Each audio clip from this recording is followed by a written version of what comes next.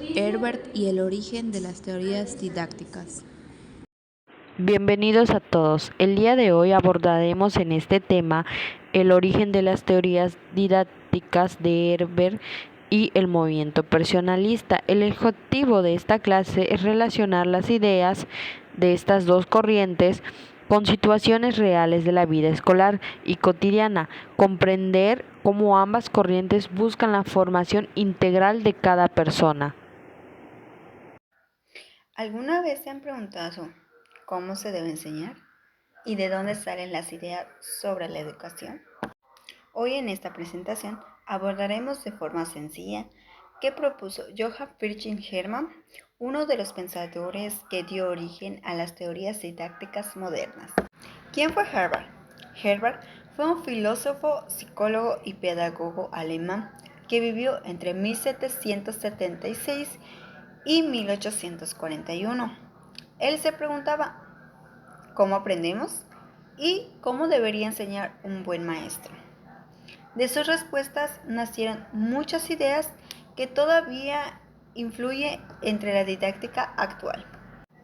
¿Cómo se debe enseñar según Herbert? Para Herbert, enseñar no es solo dar información, sino es ayudar al alumno a organizar y a construir sus propias ideas. Los fundamentos principales son el apercibimiento. Esto quiere decir que el alumno no aprende desde cero, sino que ya tiene algunos conocimientos previos. Herbert decía que para enseñar algo nuevo deberíamos recordarles lo que ya saben. Por ejemplo, si vamos a enseñar fracciones, hay que volverles a recordar lo que vienen siendo las multiplicaciones, las divisiones y las mitades. Como segundo fundamento, tenemos la conexión de ideas. No se trata de solo memorizar datos sueltos. El aprendizaje ocurre cuando el estudiante relaciona nuevas ideas con las anterioridades y forma una red significativa. Cuanta más conexión, más sólido es el aprendizaje. Como tercer fundamento está la formación moral. Para Herbert, educar no solo era enseñar matemáticas o la lectura. Educar era también formar el carácter y la moral del estudiante, sus valores, su conducta y su forma de convivir con los demás. Un buen maestro no solo enseña contenido, sino también forma personas. Como cuarto y último fundamento, tenemos la orden de la enseñanza. En realidad, la enseñanza no debería tener orden ni método. No se enseña cualquier cosa, de cualquier forma y en cualquier momento. Herbert proponía seguir unos pasos, planear la clase y avanzar de lo más simple a lo más complejo para que el estudiante pueda seguir el proceso. Y ahora, ¿de dónde surgen estas ideas? Estas ideas surgen en la época en la que Herbert vivió, cuando la educación empezaba a verse como un científico y no como una práctica informal. Herbert observó en cómo aprendían las personas, se basó tanto en la psicología y en la filosofía, y de ahí creó un método para organizar la enseñanza. Herbert desarrolló tres grandes componentes que son los principios. En este componente, él más que nada dice que la educación no solo sirve para transmitir conocimientos, sino también se basa en lo moral. O sea, como le he dicho, crear personas con moral, o sea, que sean personas que sepan tomar decisiones. El segundo es guía de la mente, que en este él dice que considera tres conceptos muy importantes, que es la atención, el interés y la reflexión. El cuarto es el método, que él propone que se debe seguir una secuencia de 5 pasos para enseñar, que es la preparación, la presentación, la asociación y la generalización y la aplicación. La aplicación es después de todo lo que ya te dijeron, sepas cómo utilizarlo, o sea, ya puedas aplicarla. En resumen, para Herbert, la educación debe ser moral, organizada, lógica, coherente y con métodos que sean muy importantes para que tú puedas comprender la información que vas a adquirir. y que todo lo nuevo lo conectes con lo anterior, no que lo borres, sino que sepas cómo enlazar las nuevas ideas con lo que ya sabías. Que esto favorece lo que es la atención, la conexión, el interés, y después de todo eso sepas cómo reflexionarla. Y eso es una parte muy importante. Y pues ya para concluir, es eso, que Herbert es un pedagogo muy importante que nos dice que la reflexión es muy importante después de saber o de comprender los dichos de los que ya te habían, la nueva información que tú vas a adquirir, lo que ya habías adquirido, no que lo borres, sino que lo pongas en práctica, o sea, que sepas cómo enlazarlo. Buenos días, tardes o noches, dependiendo de qué hora esté viendo esto, maestra. Bueno, antes a mí me tocó el movimiento personalista y sus características. En este caso son 4 características, pero primero vamos a hablar de qué es movimiento personalista en específico. El movimiento personalista nace como respuesta a modelos educativos fríos y mecánicos. ¿A qué se refiere esto? A que anteriormente solamente se daba la clase de una forma tan tosca que literalmente solo te decían la información de una forma directa, literalmente solo te dictaban, te decían y tú nada más estabas ahí escuchando. Esto igual tiene que ver con que define que la persona es el centro de la educación y en sí esta parte del movimiento personalista es para que la persona sea la educación sea más centrada en la persona.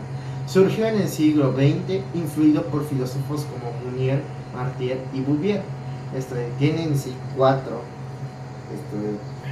características básicas, que es el social, que permite que tú puedas estar hablando con otras personas y cómo el alumno se pone con otras personas.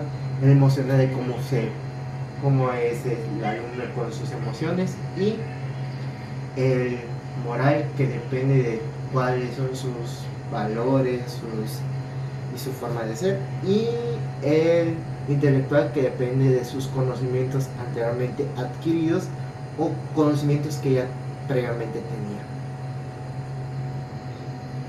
Lo que son los principios filosóficos, que son 4, pues yo les voy a hablar un poquito sobre pues lo que significa cada punto, que empezamos con el primero, que es la responsabilidad, donde se destaca la importancia por promover ciudadanos con valores tanto éticos como cívicos. También como segundo punto tenemos la integridad, que destaca y promueve una educación cultivando la mente, el corazón y la conducta. En este tercer punto es un poco esencial, que es sobre la relación humana. Este punto es esencial, un encuentro entre dos personas, promoviendo la colaboración y el entendimiento mutuo.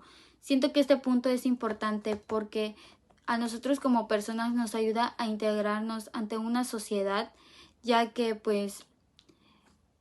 en la vida diaria nos la pasamos conviviendo con personas con personas exteriores, y siento que esta parte es importante, el saber cómo relacionarnos ante un grupo de personas, tanto en el trabajo como en la escuela, etc.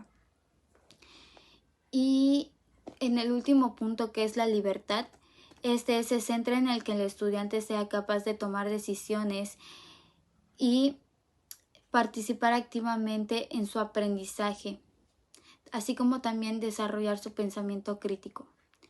Esos son los 4 principios filosóficos, que es la integridad, la responsabilidad, la relación humana y la libertad. Y pues ahorita les voy a explicar un poco sobre lo que es el método.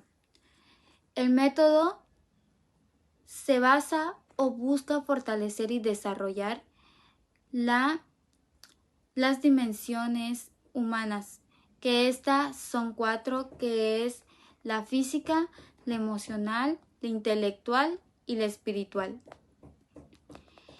También busca formar personas capaces, completas y autónomas, también responsables. promoviendo la libertad como motor del crecimiento personal. Siento que este método se vaya más en lo personal, tanto en las emociones, en la parte física, en cómo nos desarrollamos nosotros como personas y se basa pues en nosotros. Y pues por mi parte sería todo. Bueno, como podemos ver en la siguiente diapositiva, se pide realizar un cuadro comparativo entre los dos enfoques educativos, el de Herbert y el movimiento personalista, en donde podemos observar en la imagen de la tarea ya realizada, donde se identificó las ideas principales de cada corriente y se organizó en un cuadro visual. Del lado de Herbert se colocó los elementos relacionados con una educación más estructurada, centrada en el maestro y en el aspecto intelectual. Del lado del movimiento personalista se registró las características que ponen a la persona en el centro, considerando su desarrollo emocional, social, intelectual y moral. Bueno, después de hacer este cuadro comparativo se pidió una reflexión en donde elijan con cuál se sintieron más atraídos y por qué. En este caso se eligió el movimiento personalista, argumentando que valora la libertad emocional y el trato hacia el estudiante. El objetivo de esta actividad es entender diferencias entre una educación más tradicional, como la de Herbert, y una educación centrada en la persona, como el movimiento personalista. Con esta actividad se logra comprender las diferencias entre ambas perspectivas educativas y se puede expresar una postura de manera clara y fundamentada. Bueno, como conclusión tenemos que la propuesta de Herbert y el movimiento personalista muestran que existen dos formas diferentes de comprender la educación, pero que pueden complementarse entre sí. Por un lado tenemos que el Herbert aporta orden, método y estructura. Su enfoque ayuda a planear el aprendizaje de manera organizada y a guiar a los estudiantes paso a paso. Por otro lado, el personalismo nos recuerda que la educación no debe centrarse únicamente en los contenidos, sino en la persona, sus valores, su dignidad, sus emociones y su desarrollo integral. Eso sería todo. Esperemos que esta información te pueda servir de mucha ayuda y que la puedas aplicar en tu vida cotidiana. Muchas gracias por su atención.